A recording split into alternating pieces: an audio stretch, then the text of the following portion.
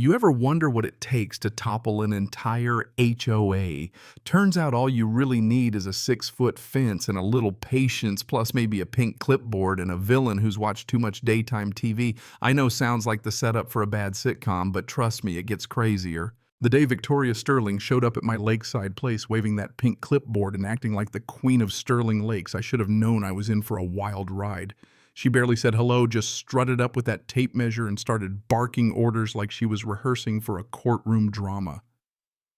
This fence is a blight, Mr. Bennett. It violates Section 4.7 you'll be hearing from our lawyers. She always had a flair for the dramatic, made me want to grab some popcorn every time she went off. Honestly, at that moment, I was too tired to argue. My wife, Sarah, had passed not long before, left me and my daughter, Lily, fumbling around in the dark. That house by the lake, it was supposed to be our healing place somewhere to remember her and breathe. For once, The fence wasn't just wood and nails. It was my attempt to carve out a little privacy for Lily. She was 16, shy, loved to swim, and after all we'd been through, she deserved to feel safe in her own skin. I did my homework, checked the codes, talked to contractors, made sure everything was legal. Hell, I even double-checked the setback lines with a surveyor. But none of that mattered to Victoria. She saw my fence as a threat to community aesthetics. She served me with a violation notice right there in the yard, smirking like she'd just landed on Park Place with a hotel.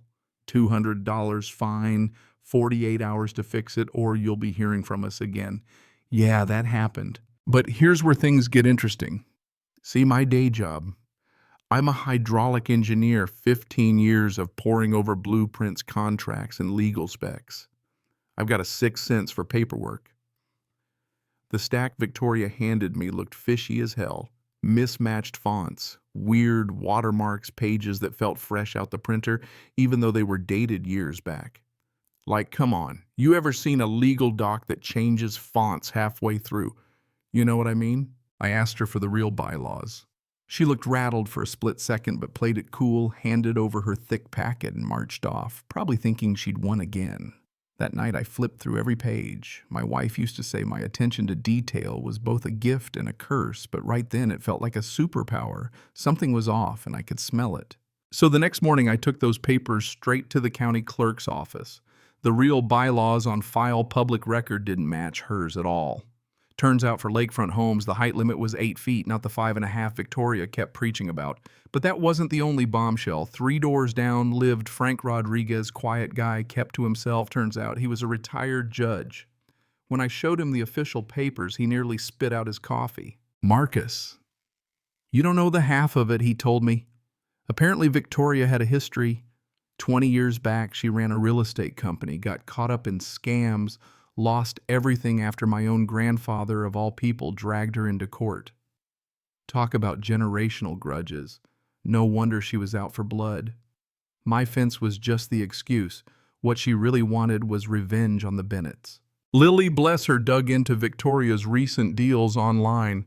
My kid's got more hacker in her than I ever will.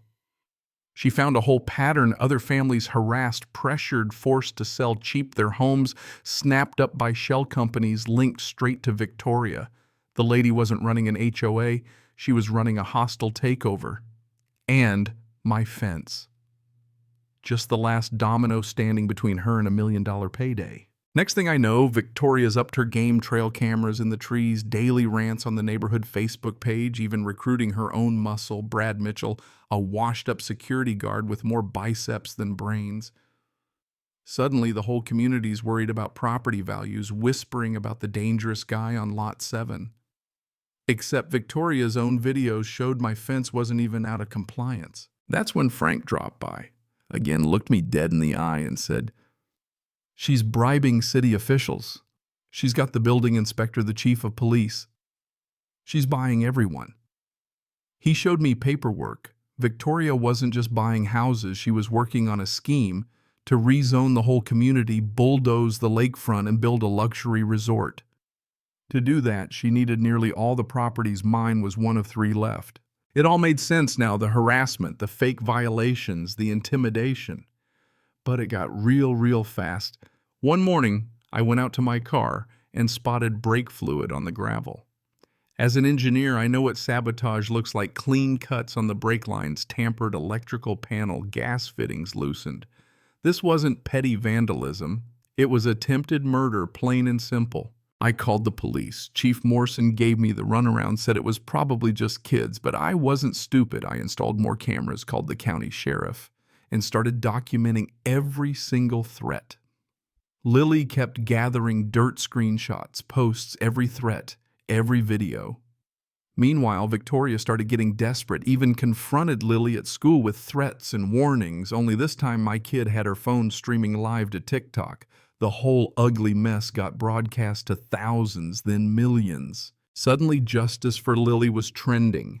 The FBI took notice. Special Agent Sarah Chen showed up at our door, explained they'd been watching Victoria's shell companies for months, but now they had real evidence: witness intimidation, harassment, even attempted murder.